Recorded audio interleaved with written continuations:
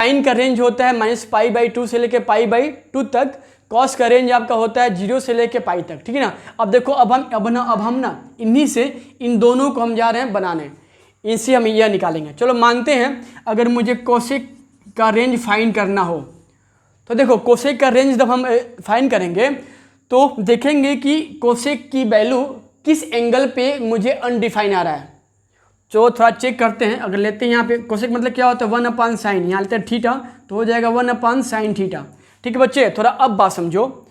देखो ना, हम अगर इसमें साइन थीटा की वैल्यू, हम अगर थीटा की वैल्यू क्या ले लें 0 डिग्री, तो मुझे क्या मिल जाएगा 1/sin 0 डिग्री, और 1/sin 0 क्या होता है 1/0 यानी अनडिफाइंड।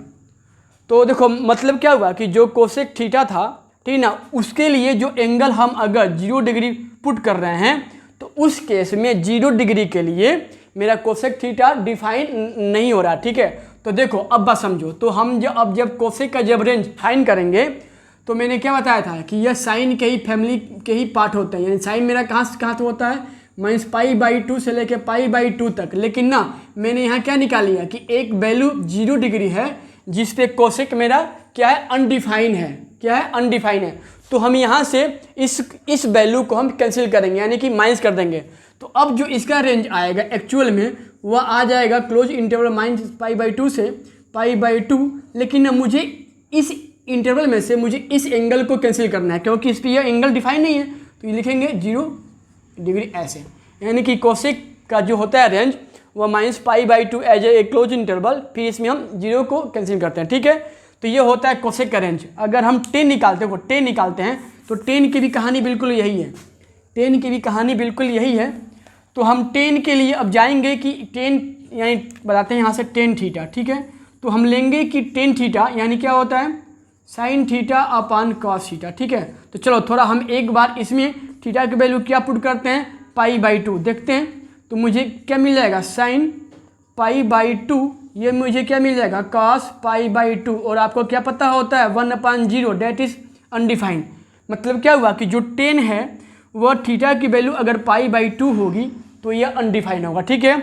ऐसे हम अगर थीटा की वैल्यू -π/2 पुट करेंगे तो मुझे 10 क्या मिलेगा -π/2, यानी कि मुझे साइन -π/2 और cos -π/2 डेट इज ये हो जाएगा माइनस साइन π/2 और cos π/2, यह आपका क्या हो जाएगा -1/0, यानी मेरा ए भी क्या होता है अनडिफाइंड, ठीक है। तो देखो मैंने क्या बोला कि जब भी रेंज हम फाइंड करेंगे तो वह वैल्यू जिस पे वह अनडिफाइंड होता है उसको हम छोड़ देते हैं।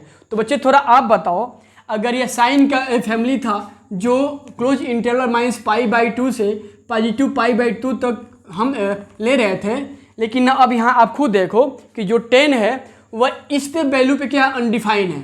तो मुझे अब हम जब इसका रेंज फाइंड करेंगे तो इस क्लोज वैल्यू में से मुझे इस एंगल को छोड़ देना है, और बाकी जो भी आएंगे हम सब काउंट करेंगे। तो इसको हम ओपन सेट से हम इसको लिखते हैं कि कहाँ से -π/2 से π/2, यानी इसको ऐसे लिखेंगे -π/2 से π/2। देखो इसका मतलब क्या हुआ कि यहाँ ये है कि साइन का रेंज होता है -π/2 से लेके π/2 तक। कॉस का रेंज आपका होता है 0 से लेके पाई तक, ठीक है ना। अब देखो अब हम ना इन्हीं से इन दोनों को हम जा रहे हैं बनाने, इनसे हम यह निकालेंगे। चलो मानते हैं अगर मुझे कोसेक का रेंज फाइंड करना हो तो देखो कोसेक का रेंज जब हम फाइंड करेंगे तो देखेंगे कि कोसेक की वैल्यू किस एंगल पे मुझे अनडिफाइन आ रहा है। जो थोड़ा चेक करते हैं, अगर लेते हैं यहाँ पे कोसेक मतलब क्या होता है 1/sin, यहाँ लेते हैं थीटा तो हो जाएगा 1/sin थीटा। ठीक है बच्चे, थोड़ा अब बात समझो। देखो ना, हम अगर इसमें साइन थीटा की वैल्यू, हम अगर थीटा की वैल्यू क्या ले लें 0 डिग्री, तो मुझे क्या मिल जाएगा 1/sin 0 डिग्री, और 1/sin 0 क्या होता है 1/0 यानी अनडिफाइंड। तो देखो मतलब क्या हुआ कि जो कोसेक थीटा था, ठीक ना, उसके लिए जो एंगल हम अगर 0 डिग्री पुट कर रहे हैं तो उस केस में 0 डिग्री के लिए मेरा कोसेक थीटा डिफाइन नहीं हो रहा, ठीक है।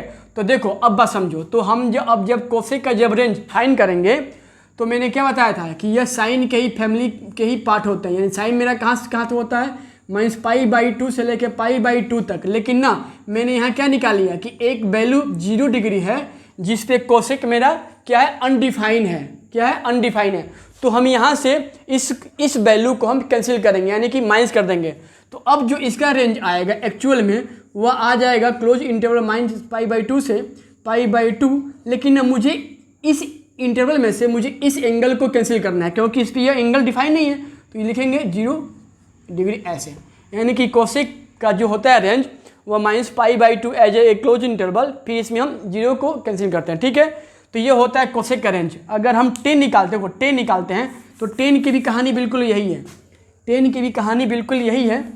तो हम टेन के लिए अब जाएंगे कि टेन यानी बताते हैं यहाँ से टेन थीटा, ठीक है। तो हम लेंगे कि टेन थीटा यानी क्या होता है, sine theta upon cos theta, ठीक है। तो चलो थोड़ा हम एक बार इसमें थीटा की वैल्यू क्या पुट करते हैं, π/2 देखते हैं। तो मुझे क्या मिल जाएगा, साइन π/2, ये मुझे क्या मिल जाएगा, कॉस π/2, और आपको क्या पता होता है 1/0 डेट इज अनडिफाइंड। मतलब क्या हुआ कि जो टेन है वह थीटा की वैल्यू अगर π/2 होगी तो यह अनडिफाइंड होगा, ठीक है। ऐसे हम अगर थीटा की वैल्यू -π/2 पुट करेंगे तो मुझे टेन क्या मिलेगा, -π/2, यानी कि मुझे साइन -π/2 और कास -π/2 डेट इज ये हो जाएगा माइनस साइन π/2 और कास π/2, यह आपका क्या हो जाएगा -1/0, यानी मेरा ए भी क्या होता है, अनडिफाइंड, ठीक है। तो देखो मैंने क्या बोला कि जब भी रेंज हम फाइंड करेंगे तो वह वैल्यू जिस पे वह अनडिफाइंड होता है उसको हम छोड़ देते हैं। तो बच्चे थोड़ा आप बताओ, अगर यह साइन का फैमिली था जो क्लोज इंटरवल -π/2 से पॉजिटिव π/2 तक हम ले रहे थे, लेकिन अब यहाँ आप खुद देखो कि जो 10 है वह इस पे वैल्यू पे क्या अनडिफाइन है। तो मुझे अब हम जब इसका रेंज फाइंड करेंगे तो इस क्लोज वैल्यू में से मुझे इस एंगल को छोड़ देना है, और बाकी जो भी आएंगे हम सब काउंट करेंगे। तो इसको हम ओपन सेट से हम इसको लिखते हैं कि कहाँ से -π/2 से π/2, यानी इसको ऐसे लिखेंगे -π/2 से π/2। देखो इसका मतलब